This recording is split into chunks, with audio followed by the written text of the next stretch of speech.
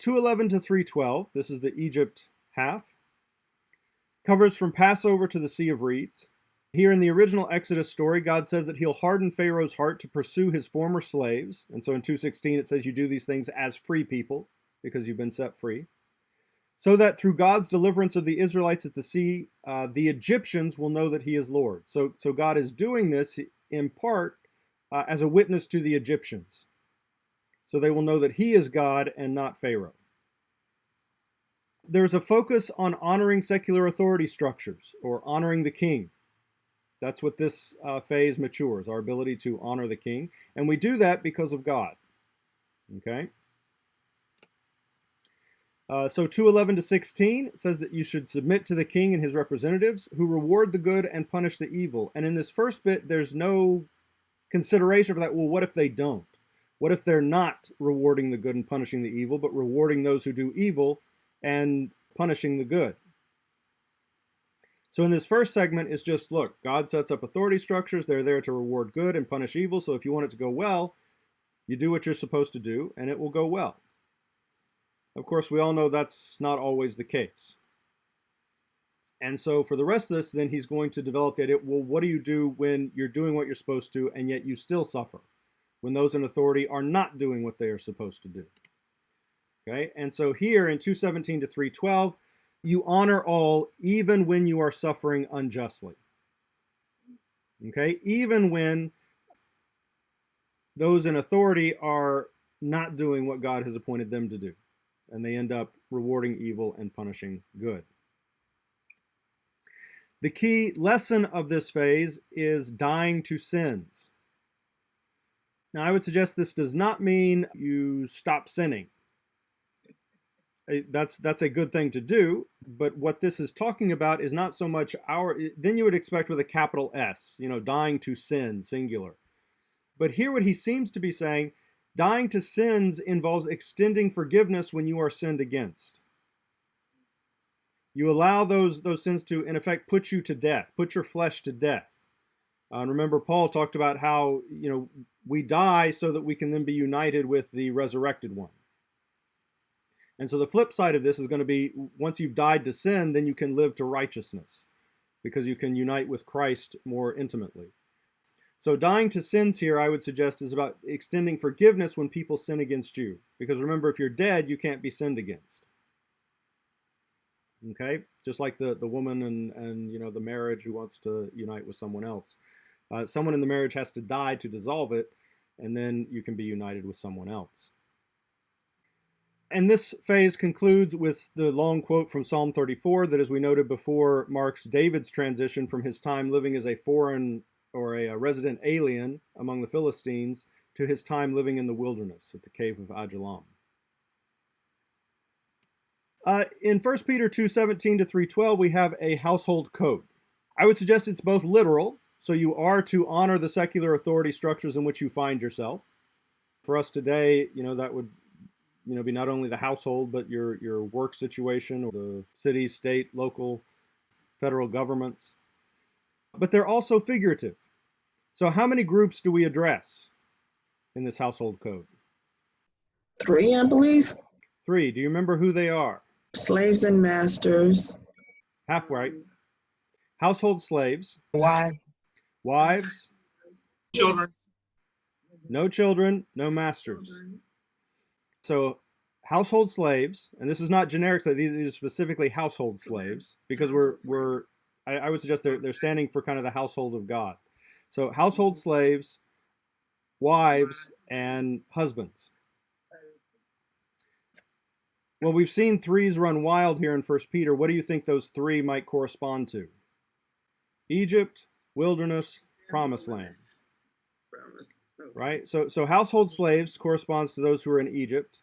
Wives correspond to those who are in the wilderness. And husbands correspond to those who are in their promised land.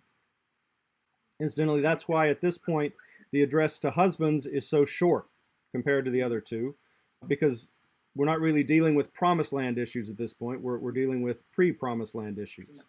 In chapter 5, when we are dealing with promised land issues, people who are in their promised land, you have a long address to the elders and then like a one-sentence address to the young men.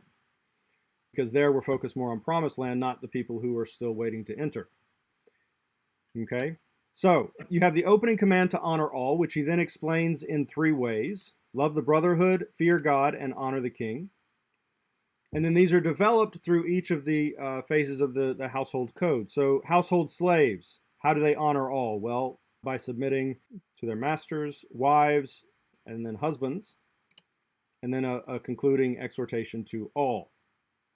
Okay, and all of this from 2:17 down to 3:12 is all going back to this initial command to honor all.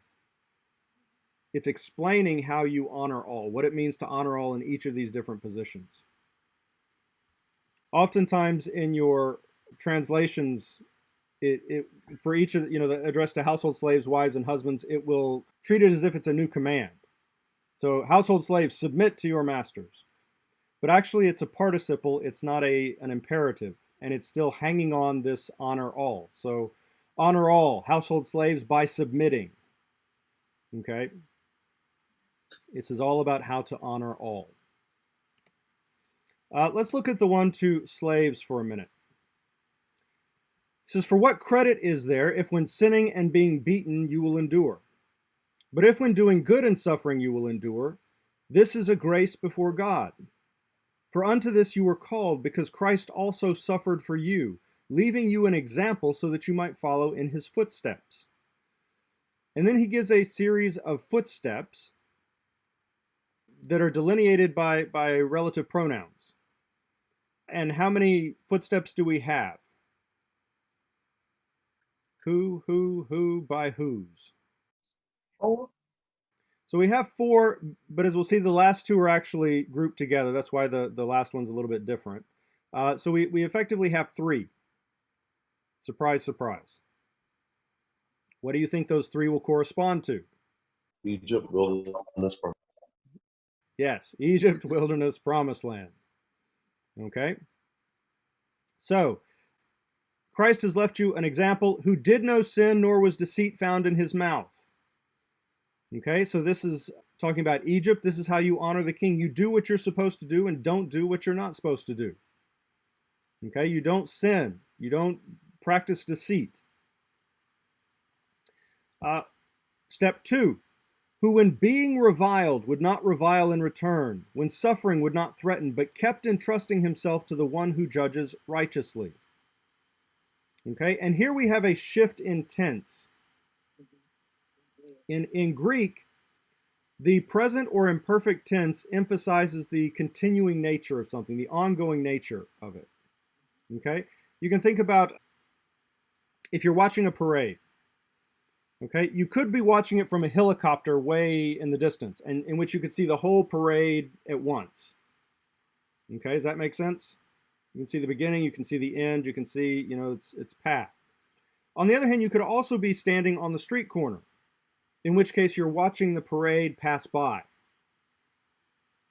You don't see the beginning necessarily, you don't see the end, you don't see the route, you just see it as it's unfolding. The present and imperfect tenses in Greek are like standing on the street corner.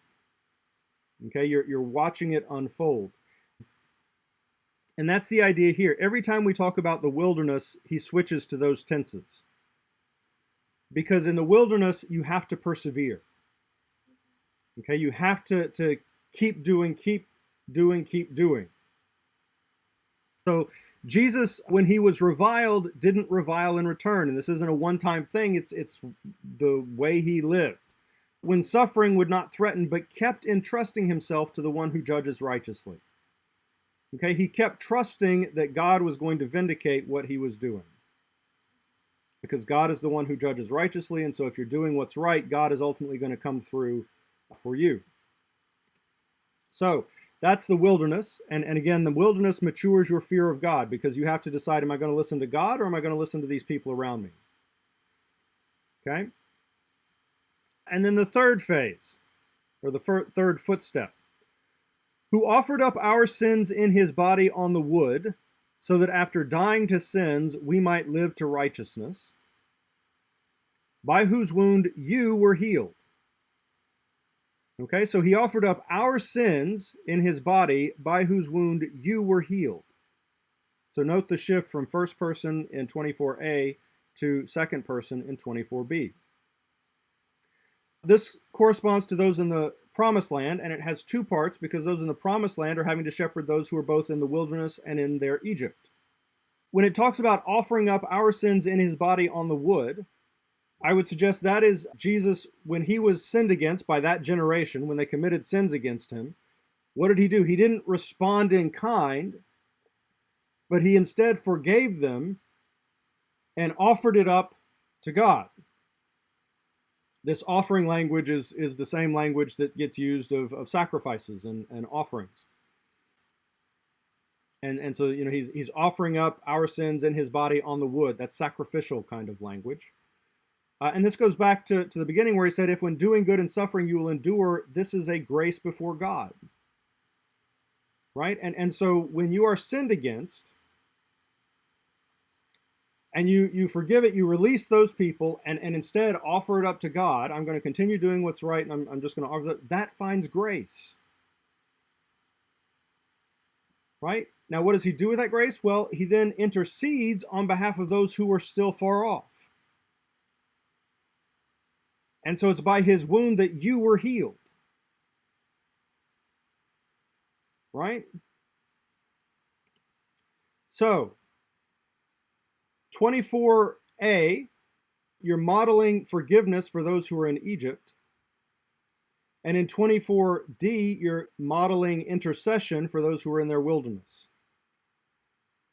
Right? So in Egypt, when you're sinned against, you forgive, and that enables you to then become more intimate with Christ and grow in righteousness.